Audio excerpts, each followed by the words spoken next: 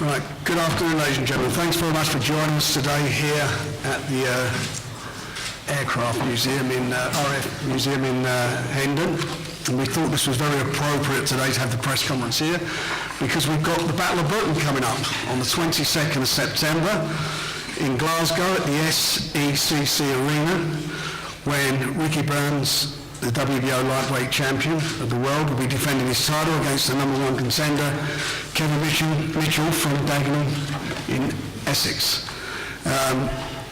This is a cracking fight by any standards, whatever way, or wherever it was on, anywhere in the world. This is a fight that I believe will bring out the best of both of these guys.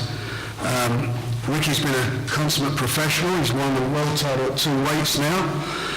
Been guided by his manager, Eric Morrison, who's been brilliant, I think, behind the scenes in what he's done to help Ricky get to the stage where he's at. And he's got the home advantage as champion. But Kevin, as we all know, on his day is one of the best lightweights in the world, and he showed that against John Murray in a fabulous performance. Showed what he can do when his mind's right and when he's trains right for a fight. And he's going into the Lion's Den. He's going up into Glasgow, going into Ricky's backyard to try and take the title away from him. And as a fight fan, I don't think you get a better fight than this. This is north, east, south. It's got all the ingredients. It's two guys who are very proud fighters and will give 100%, both of them in the ring. It's going to be, I think, one of the best, could be one of the fights of the year. Certainly will be up there with them. Bill Ives is to my left, who's from Rainham Steel, who sponsors quite a few of the bouts on Box Nation.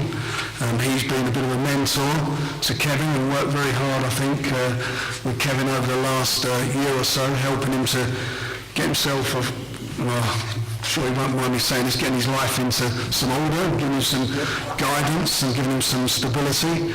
And hopefully that will help Kevin in every way, which I'm sure it will do, when he goes to Glasgow. Right, the guys are here. If you've got any questions, please feel free to ask them. Kevin, you seem to greet each other quite warmly then. Do you know Ricky well? Yeah, I've known since being kids. We've had some sort of shows with each other, Spent good time with him in Liverpool when I fought Murray. It's a lovely lad, good fighter. And yeah, we get on well.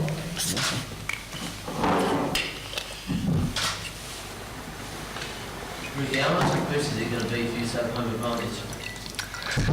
Obviously it's always good to have home support, but at the end of the day, come fight night, it only comes down to the two of us when we're in that ring.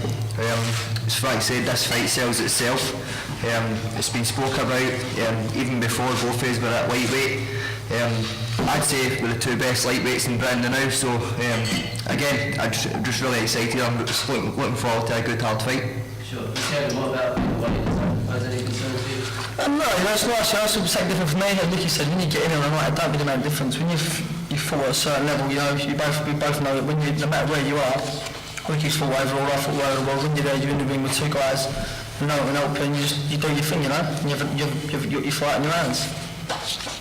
You both fought conceders. Should we read too much into your respective performances against you?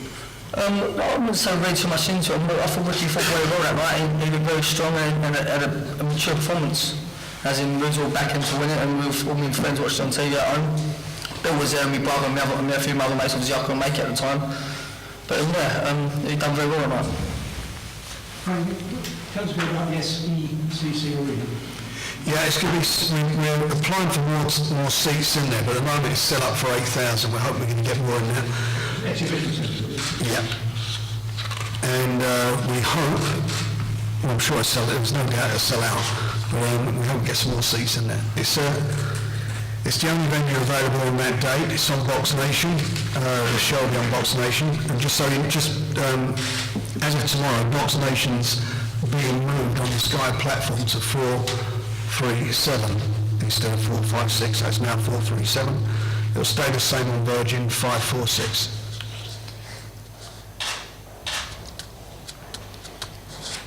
Kevin, did the loss to Conceders in any way do you a favour in a sense that, as you ran that fight, you had to go and fight Marquez, whereas now, you know, you've got Burns instead. Also, done me a favour. Burns is a great fighter himself. He's still in for big rights fight. No matter what fight I would have been in there, it was Marquez or Burns. It's still a hard fight. I think it gave me a kick up the backside. If anything, it put me straight. It made me basically look upon how my life was going. I was either going one way or the other. And basically, I turned my life around. Me and Bill's been talking for a long time now. Bill's basically got me in a good place and got me training right and living right, and basically everything's perfect now. Are you going back to Montana during the onset? Well, I don't think we are going to be going back to Montana. No, we've done 2 weeks out last time when Bill went out there. Bill built me a gym in his house, trained out there, run out there, and basically lived healthy out there. I come back and trained obviously 3-4 weeks back here. So I've been training for a long time. Then I had a week in Hastings with the boys, and then I had a week off myself. I've had relaxed with my girlfriend, having a few dinners and that, nice and relaxing, and then I've been back in the gym again. But I don't think we're going back out there until probably the next world title fight now. Do a proper camp out next time. What was like life in Montana? Madness. Everyone carries guns. No one gets shot. No, it's different. It's just different like that. Yeah, it sounds like my own here. Everyone's got a gun on them now. Sounds a bit like Glasgow. Yeah, no, it's got the same sort of place that. It's so totally different out. It's like the way, like, everyone's a cowboy, real cowboys out. Everyone's got cowboy hats, dressed as cowboys. They go to the pub, fill in the pubs out, and they dock their guns in the pub. Everyone's friendly enough out there. Live healthy out there. Don't be running out there. And then the weather can change within like 3 hours. 1 minute it could be lovely and sunny out, and you could be having a barbecue, and then next minute, boom, you can stand around snow like that. So it's a bit different out there.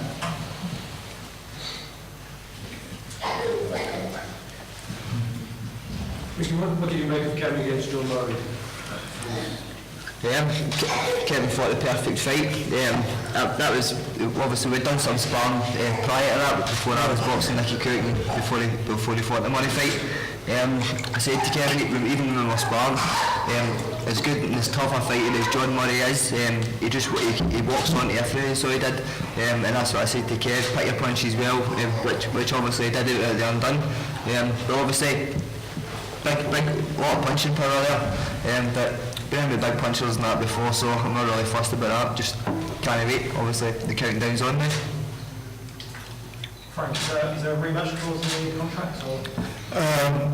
No, listen, if it's a great fight, I'm sure the guys will do it again, but the main thing is to get this one on. That's where we need to be. Frank, do you anticipate any problem with the wall after you saw the main event? I wouldn't think so. I hope not. But we'll see what happens after the show. We've issued proceedings against the board. They've been issued now, so they know that we're not going to roll over. Frank, with the recent issues in regards to sort of drug testing, is there going to be any special things in place for this fight? In terms of sort of drug testing, or This fight will go. There are random drug tests that take place, and I'm quite sure both boxers are aware of that, and their trainers are aware of the situation and what their responsibilities are. So they know that if they do cheat, then they'll get caught. But I think they're both sensible guys that won't be the case. You didn't get on those time to your asset like random time, like 6 in the morning, happened 2 rounds like your mum, don't they? Knock on your door, but you have to let them in, they're dressed in a suit, they come in and they just test you out the boom. So basically you have to be ready at all times. How big a problem do you think it is, Kevin, in boxing? What, drug testing? I think if you're not taking, you're perfect, aren't you? But if you cheat in the game, then you've got a big problem. I don't think such a general. I don't think such Such a a problem is it in general, drugs in boxing? I think it's more of a myth than you think. I don't think it's a massive thing over here. I don't know about now because I'm out there obviously, but over in England I don't think it's really. I don't know. I know all the fighters around England, and like I Ricky, we all know each other. It don't happen between us lot, but America's a different place. It's not England, is it? And also you find in America how many if these guys were Americans, they'd probably fight at light welterweight by now. And I don't see how guys go through the weight divisions. I've said that for years. They do it in America. It doesn't happen in Europe, so who knows? But the fact of the matter is, over here, there are strict drug testing standards. Every boxer's tested prior to the fight, and they're tested after the fight. On the night, they will have to give samples, so they'll know what's at stake here. And you know, these guys are consummate professionals, so I don't think that's going to be an issue. Ricky, are you sticking to the same routines, sort of part-time, working in the shop, and have you settled down to married life? Look, everybody's been asking me that. Nothing's changed. Obviously, I'm just glad now I've got a day, I've got something to focus on. The last few weeks I've just been in the gym, I've been ticking over. A few of my gym mates, they were fighting at the weekend there, so I've been helping them out with sparring and stuff. But I'm glad I've got something to put my hands on. I'll still be working maybe one shift a week up until the week before the fight. I just need to do something else. Obviously, when you're training 2 and 3 times a day, you need to do something else to take your mind off it. So I don't mind doing 1 or 2 shifts a week. Frank, any idea who's going to be on the undercard? Will it be a mixture of like Scottish fighters and English fighters? It'll be a mixture of fighters. There'll be Scott Harrison will definitely be fighting on the card. I think Alex says he wants him on there, so he'll be fighting on there. I'm sure he'll be looking at these 2 guys for to fight the winner. If he can keep himself into some condition. I mean, he's been On the bill, mate. sorry. Just trying to get on the You're bill. trying to get on the bill, I know. You can fight on the 14th in West Ham. Yeah, no problem. It's, Scott Harrison's on there. He had a good win on. I think he had a good comeback. I was quite surprised actually on Friday night. So he's on there, and there'll be other guys on there to be announced in the next few weeks.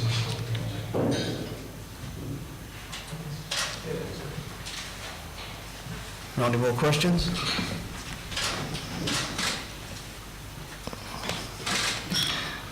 Everybody done? Tickets are available, as you see from back here at Venton, and the ticket agents, 0844 249 1000, and they've got a website, so if anybody wants tickets, get them while you can, because this is a guaranteed sellout, and this will be a fight to remember, I'm sure of that. Thanks very much for coming. Photography, TV cameras.